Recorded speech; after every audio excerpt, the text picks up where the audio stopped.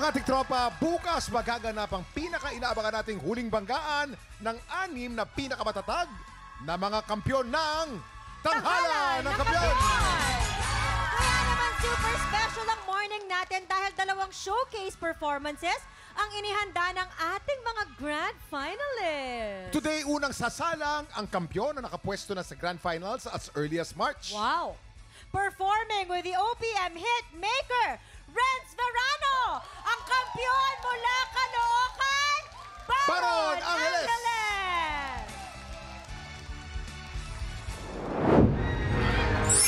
Baron! Meron kang Grand Stars! Ikaw ang ating kampyon ngayon!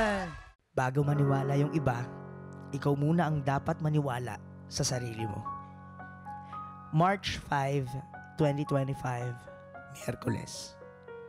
Hindi ko makakalimutan dahil ako ang naging kampyon sa araw na yun. Noong una, hindi ko talaga alam kung kaya ko. Pero sa bawat pagkakataong ibinigay sa akin sa tanghalan, unti-unti kong nare-realize na minsan may nakikita sa iyo ang mundo na hindi mo pa nakikita sa sarili mo. Kailangan mo lang maniwala. At dahil sa tulong ng pamilya at mga kaibigang naniniwala sa akin, nandito tayo ngayon. Nakakaabot hanggang dulo. Sa aking mga kabanda, hindi ko mararating to kung wala kayo. Sa aking co-grand finalist, grabe, solid kayo. Kay mama na palagi nandyan para sa akin, at sa tatay ko na nasa langit. Pa, para sa iyo ang laban na to. Ikaw ang unang nagturo sa akin magmahal ng musika, kumanta, at pangarapin ang mga bagay na akala ko dati hindi ko na kayang abutin.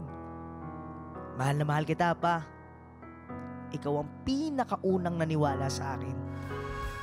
Kaya ngayon, bawat kanta, bawat nota, at bawat hakbang patungo sa entablado, buong puso ang bitbit ko. Ibibigay ko ang lahat para hindi masayang ang pagkakataon na ito. Hindi lamang para sa pangarap ko, kundi para sa lahat ng taong naniwalang kaya ko. Wow! Baron Angeles! Renz Verano! Grabe, ito talaga yung collab na inabangan ko Ang eh. taas ng boses at saka para kayong mag-ama. You know what? I was gonna say that, kuya. Alam nyo, kung may kukuha po sa inyong palabas o kunwari magpakailanman, perfect casting ito. Ako po talaga yung Kung nawawala. kailangan gawin yung buhay mo, Sir Renz, Father ito and na son. ang young na ikaw. Father and son. Okay. Ako po talaga yung nawawala. Sa mga hindi po nakakaalam. Sabi ko na nga ba eh. Sir Renz, bilang Yes. inampalan, syempre bagong experience sa inyo ang makakolab ang grand finalist natin. Yes, oo. How was it? Itong nangyaring ito, kamusta po sa pakiramdam? Alam mo, noon, nagko-cover ako ng air supply.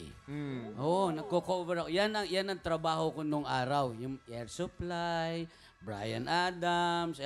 Kaya lang, dito, parang nawala yung pagka-cover ko. Ganoon? Oo. Mas cover siya Mas, kaysa mas sa cover cover mo? siya. Ay. Oo. Mas cover siya. Mas karat niya. Ika nga. Galing. Anong Galing. pakiramdam sa sinabi sa'yo ni Inampalang Renz? Sobrang grateful po ako. At the same time, sobrang saya ko kasi kanino pa ba nanggaling yan? So, number 1 only! Nako. Renz Verano, everybody! Doon na nanggaling. Kaya sobrang honored ako bilang isang mga awit all the way from Caloocan. Maraming salamat po, Sir Renz. Alam mo, Junior, Sabi ko na eh, totoo nga. Humayo Totoo ka. nga sinasabi sa hula. Maraming salamat, Renz. Mga tiktropa, palakpakan po natin ulit. The one and only, Renz Verano. Wow! Ayan, nako.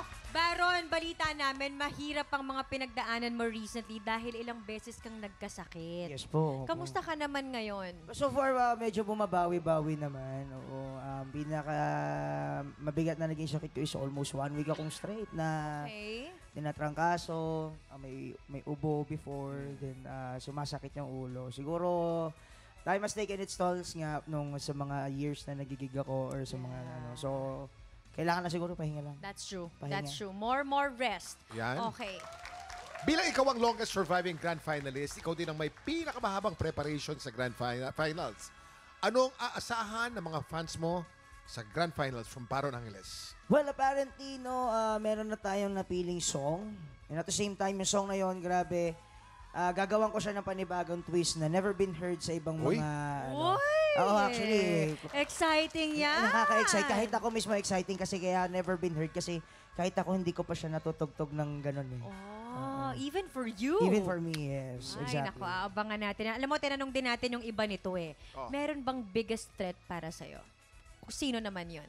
Biggest threat? I mean, all of them are threats regarding to this competition. Pero isa sa mga pinaka na mabigat na makakatapat, wala iba kundi si Kuya Julius. Julius? Talaga? Totoo. Lahat kayo, no? Yes, Alam mo, actually. Bakit si Julius Why? at ano ang message mo kay Julius kung nanonood siya ngayon? Actually, kaya si Kuya Julius yung isa sa mga pinakamalalaking threats or pinakamabigat na threat pagdating sa competition na to. Kasi siya yung mas may edge, kumbaga. Nakapunta na siya ng iba't ibang bansa, nakatugtog na siya sa kung sino-sino, like mga kasama niya sa grupo, sa banda. So, Sa tanda? sa banda. Sa banda. Sa banda. Akala Asan ko. yung tanda? Sabi ko, baka may Buti na lang maganda ka, bang Kams. Tanda ang pangalan. Ay, nako. Okay. So yun Tapos? mas malaki yung edge niya pagdating sa mga pondo, sa pag-isip ng mga ideas and imagination sa pagdating sa pag-revise or paano ba Sa pagiging creative. pag-areglo ng kanta. Ayan. Yes, exactly. Wow. Maraming salamat, Byron. Excited kami para sa journey mo at sa laban mo. Yes, thank you And so much. good luck sa grand finals. Up next, isang pangmalakasang collab performance pa rin na mapapanood natin sa pagbabalik ng tanghalan ng kampiyon dito sa TikTok